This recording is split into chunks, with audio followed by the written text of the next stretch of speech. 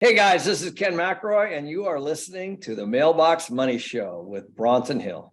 All right, so welcome to the Mailbox Money Show. I am so excited to be here today. I got my friend Joey Muré here with me, who just released a book called Wealth Without Wall Street. They also have a mastermind with the same name. And one thing I love about his story is that he went from having 2,500K a month in passive income, which is great, right? That's 30K a year, to over 50K in passive income. And he did that, he scaled that up in only 2 years. So he's going to share the strategy, how he did that, some ways that he did that. It's really, really great. And then I just love how much value these guys are adding in different ways to the investor marketplace. So let's jump into the interview. Welcome to the Mailbox Money Show. I am your host, Bronson Hill. Excited to be here with you. And I have my friend Joey Muré with me. And Joey, you've been friends for a while. You've done some amazing stuff the last few years, just seeing your growth, both in business and one of the things I love about you is you're very collaborative. You're always looking to share nuggets. And you just released a new book recently, which is titled as your brand, Wealth Without Wall Street. So can you give us a little bit of your story and just talk about your background and how you got where you are? Yeah, well, I'm just trying to be like you every day, Bronson. You have a book that has a lot more reviews than I have, so I'm just trying to keep up with you. Oh, you're gonna say be like me. I was like, we just need to shave your head, and I don't know, come up with cheesier jokes, and you're halfway there. So, Real quick rundown is I was in the mortgage business for 11 years, chasing that corporate ladder, just like most everybody kind of thinks is the path. And I looked up one day and realized, man, making well over $300,000 a year, but what am I giving up? What is it mhm. costing me? Yeah. And it was a few very key points, key things that happened made me realize that active income that was increasing wasn't the way to financial success. And it really had to be passive income. It really Mhm. had to be taking control of our finances instead of abdicating that to Wall Street, thus the name Wealth Without Wall Street, where that came from. And so Russ Morgan, my business partner, and I started this movement back in 2016. And it's been a wild ride, but has led to financial freedom for us that we now want to help people to take all the learnings that we've gathered over these 15 years or so.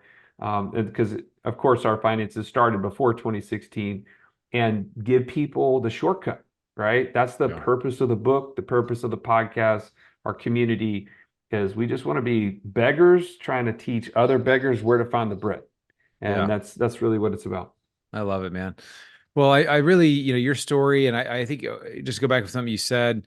I had that revelation as well. I was making, high six-figure income and just realized if I could just start making 10 or 20K a year in passive income and just grow that number, that was really the number that I wanted. And I think, a lot of times we just don't realize it's not just about, hey, I just don't want to work. It's that I can work on my own terms, or if I were disabled or something were to happen to me or one of my family members, I could take time off because I have enough investment or passive income to cover a lot of expenses. So for you, I mean, I see that you've gone from 2,500 over 50K per month. I mean, that's super impressive in just 2 years. How did you do that? How did you go from, that's like a 20x increase. So how did you scale it up in such a short time? Well, I'll tell you, it's kind of a picture or an analogy of a tree. Before the tree became the tree, it had to have a root system and it Yeah. goes well below the surface. So what you don't see in that 2,500 to $50,000 a month range is all the years before of being prepared for that, right? It's Yeah. not like just one night we were like, you know what, passive income is a good idea. We should just start doing that tomorrow, right? Yeah. Our whole journey started back in 2009, 2010, which our book lays out. We got introduced to this really amazing concept that put us in the driver's seat of creating our own financial future, right? Taking control of our finances instead of giving it to Wall Street. And once we started doing that, we started having access to capital. And that made all the difference because then it was like, okay, A plus B equals C. I have capital. What do I do with it? And that's where the impetus of our podcast came from, Wealth Without Wall Street. We want to start interviewing people that knew what to do with capital that weren't doing it through Wall Street, right? And that we started interviewing these people. And so I say, 2020 is when we started reporting that $2,500, a month passive income, but our podcast started in 2017. And so we had gone 3 years of interviewing just guys just like you who know what to do with capital and then saying, okay, this is a cool idea. Wait a minute. I think this really kind of matches up with me. And, Russ would say the same thing. And we just started saying, okay, now it's time for action. And so I say that to say, man, passive income is not something that just happens overnight. It had to take, there was kind of an incubation period. We Yeah. had to grow those roots so that we could grow quickly on the other side. Does that make sense? Yeah, that makes a lot of sense.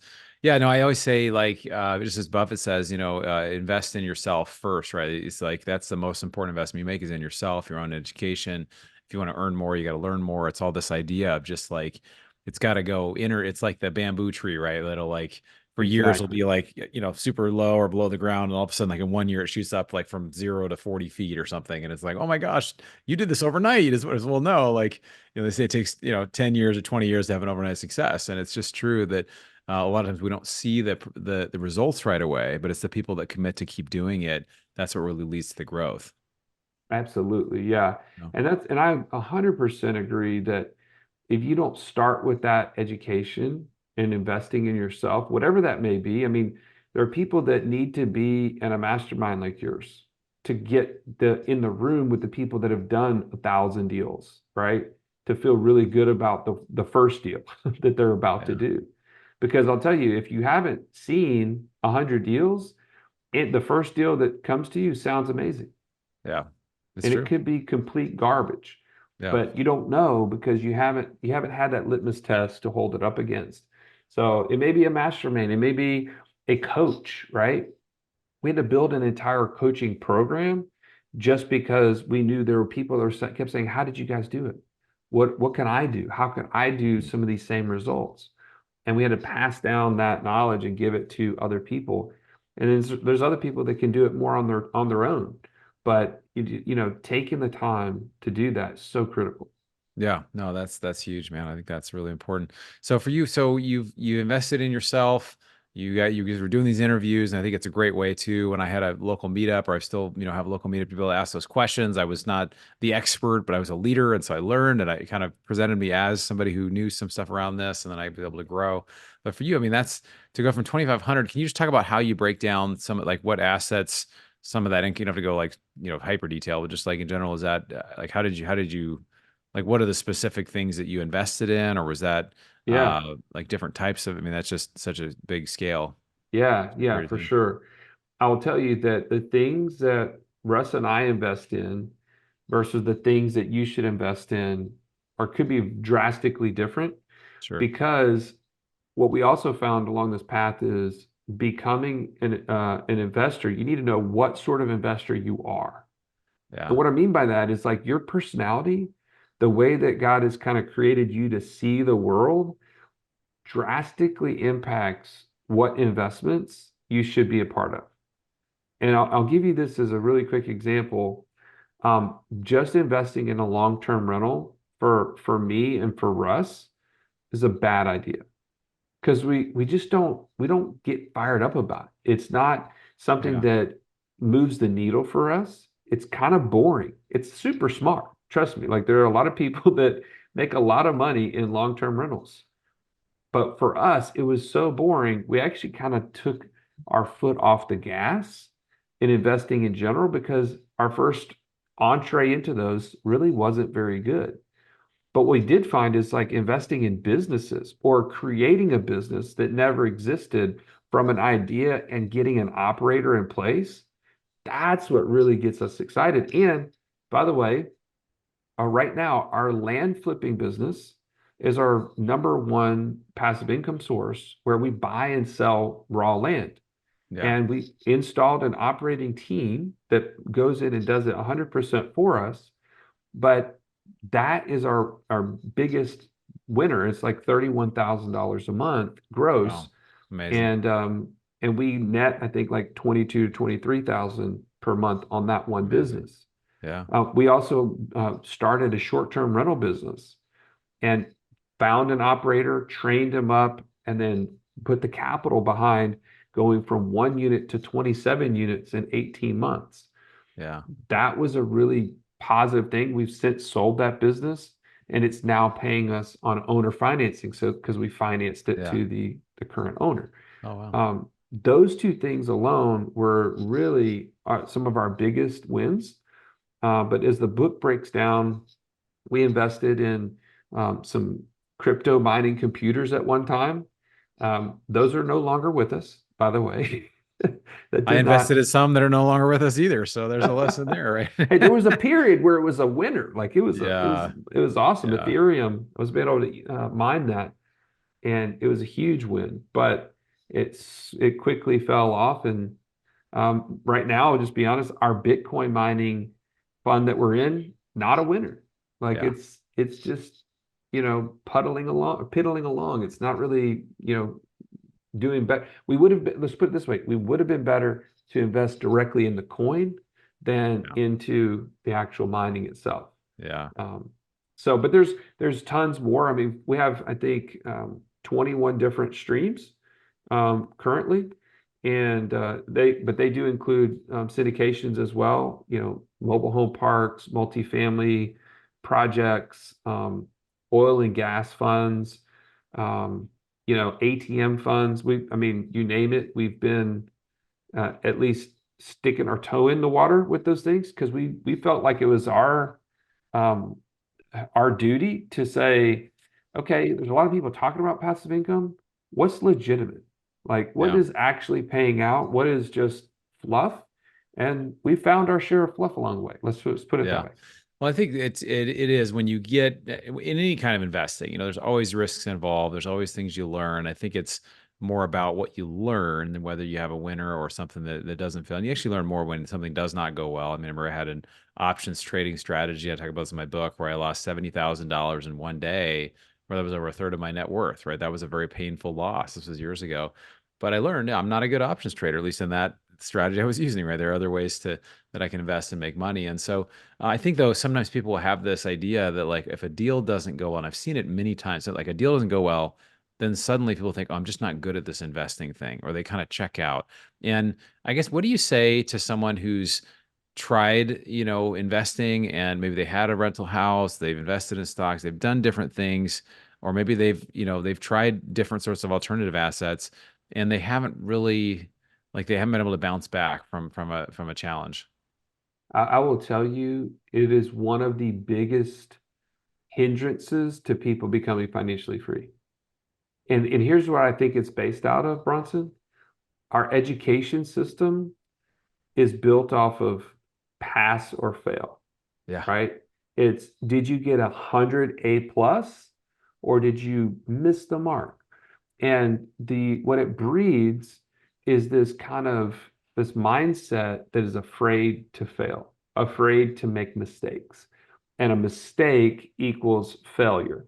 When in reality, to your point, you just mentioned you had a big loss in one day. I've had bigger ones, by the way. But if you can push through that, if you can have the mental fortitude and really just the logical view that the most successful people that you know have all failed at probably much bigger levels than you ever will. Yeah. And, Yeah. and I'm not saying like I'm not going to be like this Pollyannish person that's like, oh man, you just need to fail faster, fail more often, and just like seek failure. But Right. I am saying when it happens, it should be expected, right? It's part of the journey. There is no straight line to success that is just like, I never made a mistake. If you find that person, please pass them on to me because I haven't interviewed them in over like 500 something episodes. Yeah. So yeah, just man, be willing to fail as a part of the journey. Yeah, I think it's something that I think the idea of grit and the idea of just, it's all part of the process. And I remember there's that quote by Michael Jordan who's like, I missed 50,000 shots in my career, took the game-winning shot 50 times and missed, and I did all this different things. And he's like, and he said, and that's why I'm successful, right? Is he just keeps taking those shots. And so I think that that's something. It's easy to the idea of like the fixed mindset or the mindset book by Carol Dweck. That's like the fixed mindset, or the growth mindset, that nothing is fixed. Everything is just is learning and growth, and we can use everything. God can use everything. Like all the things that we do wrong, all this stuff can be used. And I have many personal examples of that as well. What do you say to somebody who, I imagine people you work with or people that come to your group, your mastermind, and follow you guys? A lot of people that are professionals, like you said, that are taught that there's one right answer, and if you collaborate, that's cheating, and it's just this idea that like you've got to kind of figure it out yourself. And so I'm thinking of the doctor who has a net worth of 3 to 5 million, who's been doing this for 20 years, and it's just like, well, how do I know I should be investing, but I just really don't know how. What are kind of some steps to kind of get started into that? Well, I'll tell you, the ways in which we think about this process, it doesn't have to be the same for everybody. But I think number one, you have to, and I'll break this down. This is in the book. We use the title GPS, Yeah. right?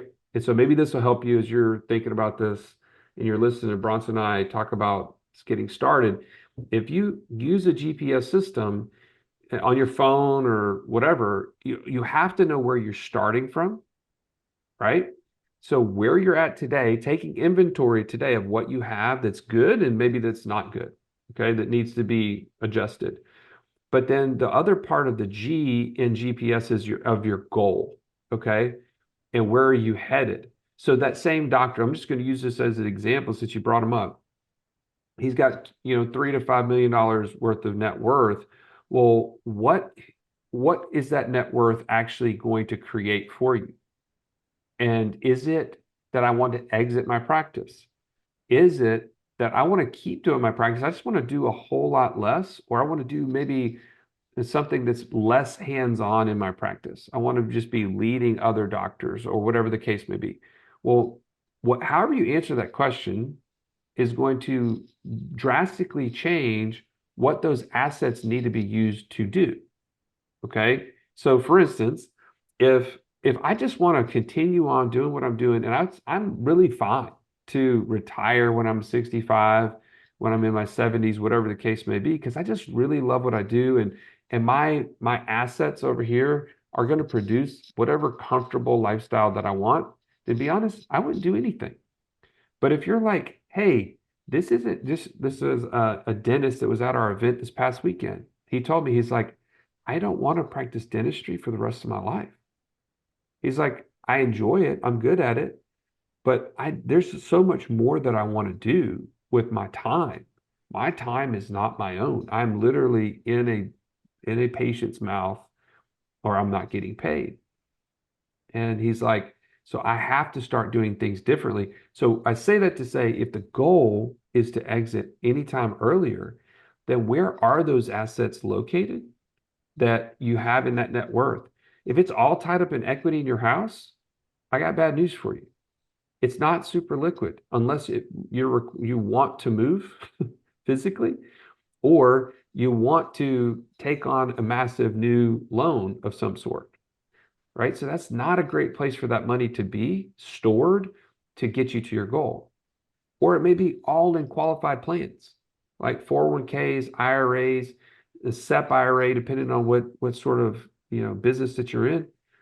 And again, those are not things that are going to give you freedom today. They're going to push that off until you're in your 60s. So why would we keep doing those sort of things with our money if our objective, our goal in our GPS model is to exit much more quickly, like in the next 5 years? That's the case, we got to think differently about where our money is stored, and then what we do with it, to your point. So then if we have that clear, we can move into that plan phase. And then the plan starts to say, okay, this is where my money's going to be stored consistently, every paycheck or however you get it paid. And then what sort of assets do I need to be investing in that create cash flow today? And by the way, that helps you to define your investor buy box. and I don't know if you talk about this on your show, I'm sure, Bronson, but if you know what that goal is, it defines your buy box. I have people bring me deals all the time. They're like, Joey, this thing's a home run. It's it's this storage deal, or it's this, value add or new construction project, or whatever the case may be. It's not going to cash flow for 24 to 36 months. I don't care how big the deal is. It doesn't meet my buy box. I'm out Yeah. because I want the cash flow today. Yeah. I don't want a hope for 3 years from now. I'm sure that those guys are going to be high-fiving each other 3 years from now because it was an excellent deal. But in the meantime, I want to build cash flow because I'm keeping score differently, Yeah. right? I want my passive income to exceed my monthly expenses today because that's where that doctor says, you know what? Work is optional. That's it. Yeah. That's it. So I don't know, does that help No, that what helps a you're lot. saying? Yeah, I think, yeah, because I think, I asked this question. I talk about this book, my book, Fire Yourself. I talk about, what's more important, appreciation or cash flow? A lot of people, I'll ask that to investors and when they want to invest, and like, well, I don't know, a little both, a little, this or that. And it's like, well, typically, unless somebody's net worth is, 4 or 5 million and they're retired, usually it should almost always be cash flow, because cash flow is what actually allows you to quit a job. It actually reduces the risk you have in the deal as you're getting paid back as you go along. And then, as you said, it allows you to get that passive income number up to where, your actual expenses are. So you actually can make work optional. Or, maybe it's not just that you don't want to work, it's that you become disabled, you have a family member that needs help, want to travel. And part of it for me is like, I love traveling. So I can travel, 6 times internationally a year, which I'm going to Ireland next week. So just things that like you're able to do that you weren't able to do before. So I know with you and Russ, you guys are really driven by your mission to really get money out of Wall Street and into Main Street. I used to be a registered investment advisor, what's called an RIA. Now I call myself an RIA, which is a recovering investment advisor. So I'm like recovering from that because there's just such a misalignment of interest, and so I love the message of what you're sharing. What do you? I know you use infinite banking. You use other strategies. Are there some other common strategies that you guys use to kind of help people to, grow wealth, minimize taxes, and do other strategies to help them to really grow wealth and cash flow? Yeah, I think for us, it always goes back to that GPS model of once we know somebody's goal, and if it aligns with what we're talking about, then it really comes down to a lot of times people use that infinite banking strategy once they realize that the places that they've been putting cash are not getting them closer to financial freedom. They start to understand all the benefits that come with that infinite banking system of policies. And if you're not familiar with it, I highly recommend you read the book that turned us on to this idea of Become Your Own Banker by Nelson Nash. I just had It's like, somebody recommend that book recently. So that's somebody talking about this. Yeah. well, Nelson actually was from Birmingham, Alabama, where we live, and became a mentor of ours for over 10 years before he passed, Hmm. because we got so passionate about this. This is that one idea got me so passionate that I left my W-2 in the mortgage business, making over $300,000 a year, because I felt so compelled to teach people this. And that was before I even knew anything about passive income. It was just, this is the storehouse. This is the place where I can start to take back control of my finances. And then once I did that, that was the aha moment. That was like, wait a minute, I've got capital now that is begging me to go put it to work. Versus, if you think about it for a second, Bronson, like if you've been stuck in that Wall Street mindset, it is go to work, keep your head down. You're going to retire one day, 30, 40 years from now, and just put money in this 401k and just shut off the creativity in your brain of what to invest in. Somebody Right. else has that, right? And what have we experienced? That 401k turns into a 201k overnight. So the person we're entrusting and abdicating this to is no longer responsible for the outcome that we really want. This is a bad formula, Yeah. right? So once I learned that, man, I could take that back, then it forced me to become an investor. And so you asked about like really practical things that we employ. We start with infinite banking because that's your your war chest, that's your warehouse. And then it's find out who you are as an investor. Like get your investor DNA. We have a literally a personality profile that you go through that then leads into a passive income matrix that tells you like, hey, if I'm a high D on the disc profile, I may really love this idea and I may really hate this idea, like the pros and cons of self-storage investing, the pros and cons of syndications, the pros and cons of being a short-term rental operator, whatever the case may be. We have all of them on this matrix. And it helps them to say, this is where I should focus my time and energy to building this passive income.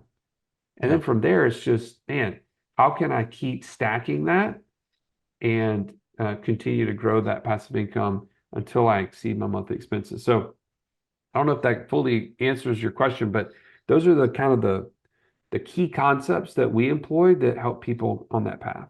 Yeah, that's great. Well, I think having a plan, being able to figure out where you want to go and having people around you that can help you, I think that's really, I found the resource of, we started a mastermind recently and just, getting people that are kind of in the same boat that are trying to figure it out. And then, one person, oh, I use this, I use infinite banking, or I use this tax strategist, or I do these types of investments and I've worked with these guys for 10 years. It's super valuable. And that's where that, the community you're with is really important. They talk about the average of the 5 people you spend the most time with. And even in your story, you guys had spent time with Nelson Nash, the author of this book, and it really was very powerful for you. What do you feel is next for you, for the group? I know you, congrats on the new book. It's really exciting. I can't wait to be able to read it. And so that's great. But what's next on Wealth Without Wall Street? Well, I'll tell you what we have really spent the most of our time in the last year is defining exactly what the next steps will be. And we wanted to create a place where people are educated, they get access, they get exposure through live events. That's something that we've started just last year, and that has really been received very well. We just had one in Nashville, Tennessee this past weekend.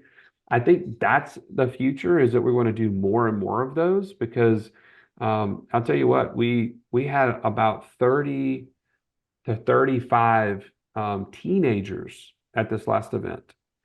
And we call them investors in training. So they have a formal path alongside their parents at our live events. And I can't tell you how inspiring it is to see them learning at this level at their age. Because I don't know about you, but it's very common in our world for people to say, I wish I'd learned this 20 years ago, Yeah. right? Have you ever had somebody say that? Yeah, I've had people say it all the time. Yeah, I wish I was 20 years old when I got it instead of 55. And I was like, well, you got it when you're 55. So, Well, and we said, you know what?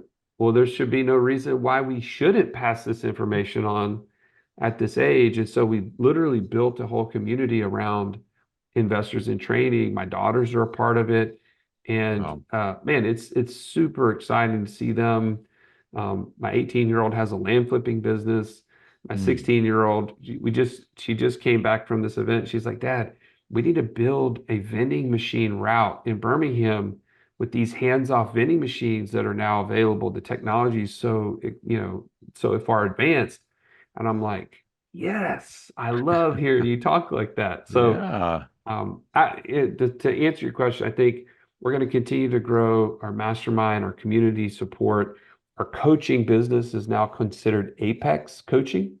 And so really supporting them and getting more and more people on that path.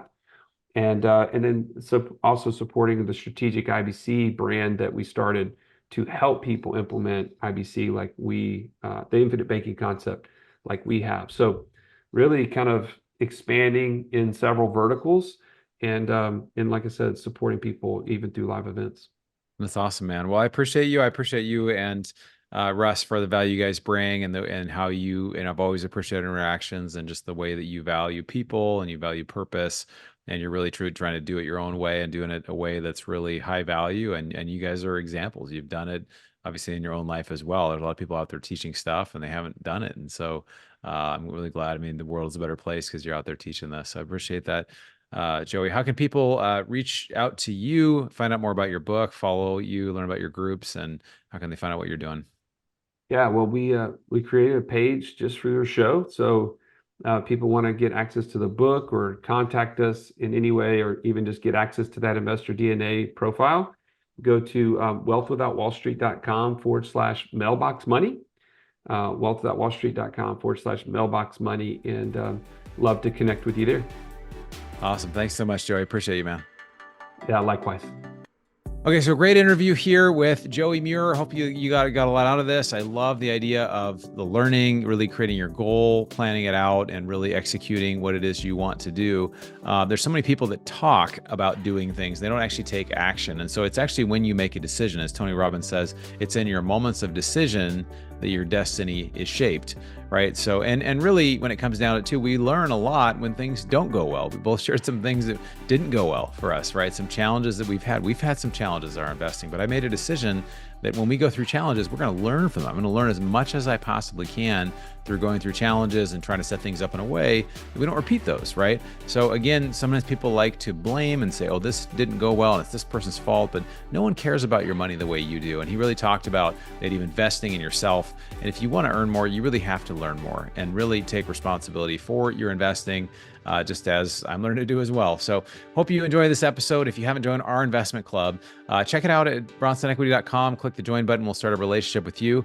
And you hear about some of our unique deals outside of Wall Street that we're doing, stuff in real estate, stuff in businesses. We have oil and gas, we have other types of amazing investments, and really looking forward to potentially working with you. So thanks for taking the time to educate yourself. We'll look forward to seeing you on the next episode of the Mailbox Money Show.